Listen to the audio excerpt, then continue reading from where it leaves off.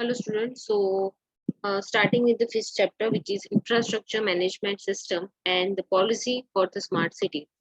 So here, first topic, which is 5.1, is integrated infrastructure management system, which is known as IIMS for the smart city. So what is the need for an integrated approach? So a city is made up of different infrastructures, verticals, forming a system of systems. So however, such city infrastructure elements typically operates in silos. So smart cities need an integrated approach in order to harness the full potential of the smart city infrastructure. So integrated approaches are a very effective tools for capturing the dynamic relations between the people, policies, and the environment. So they are most often useful and effective when co-produced by scientists from multiple disciplines, policymakers, planners, managers, civil society representatives, and all the relevant stakeholders. So one commonly used approach is to aggregate the different data streams in a city under a single roof in the form of operation center. So such a centers may act as a nerve centers that help break down the administrative silos. So co-locating different infrastructure components is another way to achieve the integrated development of a smart city. An example of such an approach is Gujarat International Finance Tech City in India. So where the multiple utilities are provided through a single tunnel, resulting in a huge cost saving and a better management of urban space. Now integrating the data collected through one infrastructure component and using it in an effective manner in the operation or maintenance of another component is another way of integrating infrastructure operations in the smart city.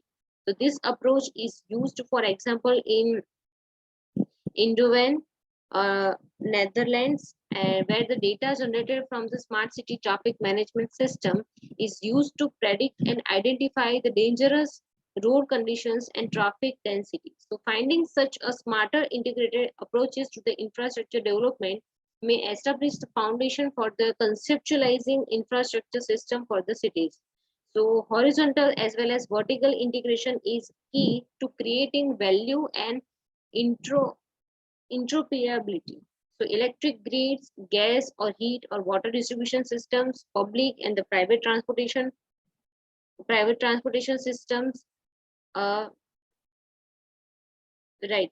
So and the commercial buildings or hospitals or homes, which plays a key role in shaping a city's livability and sustainability. So to increase their performance and efficiency, these critical city systems needs to be integrated. So the successful development of a smart city will require a combining of a bottom-up system approach with a top-down service development and a data-centric approach. So technology integration includes vertical integration from sensors to low-cost communication, real-time analysis and control, and horizontal integration of historically isolated systems up to citizens-based services. So combine this creates a system of systems. So today's smart city projects are mainly focusing on improving the integration of historical verticals, for example, parts of existing utilities, improving, for example, energy efficiency or reducing water leakage. The next step is a horizontal integration. So data from the different sectors can be combined to better manage the city and reduce the risk. So successful development of a smart city will require the combining of bottom-up system approach with a top-down service management development and a data-centric approach. So technology integration includes vertical integration from the sensors to low cost to communication, real-time analysis and control, and horizontal integration of historically isolated system up to citizen-based services. Combine this create a system of systems, right? So what are the advantages of IIMS? So free flow of information. So integration yields greater compatibility, which allows the data and information to be accessed or transferred from one system to another and from one department to the another, right? Second is elimination of redundant data. Data collection is expensive and data storage consumes disk space. So well-integrated management systems minimize the duplicate efforts in the data collection and storage through data sharing. Next is a better solution. An integrated system allows the analysis results from one system to be immediately available to the others. Results from other systems can be used together to achieve overall optimal decisions. Next is a cost reduction in a system development and maintenance. So effective integration reduces the overall system development cost through coordinated and standardized software coding. So agency-wide standardization of software can also make future systems maintenance less expensive. So here, GIS-based integrated infrastructure management system, and this integrated system does not necessarily mean combining everything into one grand lump sum system. Rather than the integration should be carried out by using a common platform. So because of the geographical nature of transportation and public works, GIS is an excellent integration platform using a location as the uh, integrator.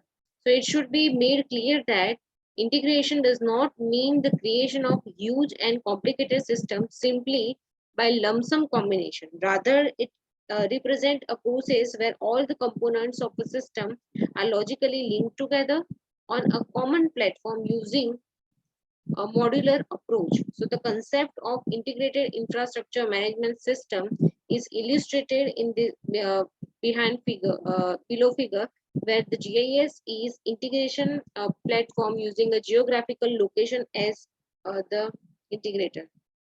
Now vertical integration from sensor to management tools. So here the key ingredient to develop a smart solution for cities is the data. Thus the key initial step in the process is the development of sensors throughout the city infrastructures to collect the raw data, which is then transmitted through communication network, as you can see in this figure, but also to gather real-time information to manage services and infrastructure for the better use. So real-time systems can be used to automate management of city infrastructure, which can result in significant performance and cost advantages. Now, the below figure describes the path of integration starting from monitoring to increase the data availability up to the full development of a system of systems where formally isolated domains are coordinated. Right? So, we are presently undergoing a data gathering revolution, and recent advances allow the collection of unprecedented amounts of data about the city infrastructures, for example, through the following.